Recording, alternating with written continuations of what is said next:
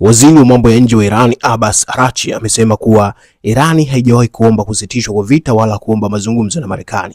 Kauli hiyo inafuatia kauli ya awali ya Rais Donald Trump aliyedai kuwa Irani ilitaka kufanya mazungumzo lakini yeye hakuwa tayari kuyakubali kwa sababu masharti yake hayatekelezeki.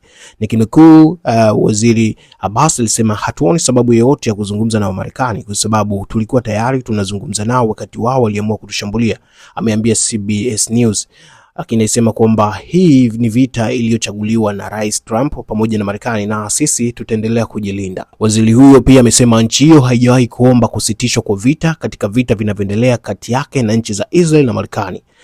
Abbas ameiambia CBS News, mshirika wa BBC nchini Marekani, kuwa Irani ipo wazi kwa mazungumzo na nchi yote inayotaka kuhakikisha usafirishaji wa meli kupitia mlango wa bahari ya Hormuz unafanyika kwa usalama. Eneo hili limekuwa likikumbwa na mashambulizi ya Irani dhidi ya meli ambayo yamesababisha kusimama kwa shughuli za usafirishaji. Bila kutaja nchi maalum, Araghchi amesema kuwa idadi kadhaa ya nchi tayari zimeonyesha nia ya kushirikiana na Iran ili kulinda usalama wa usafirishaji katika eneo hilo. Aidha, amefafanua kuwa vifaa vyote vya nyuklia vya Iran viko chini ya uangalizi mkali wa kimataifa na kwa sasa hakuna mpango wowote wa kuvikarabati.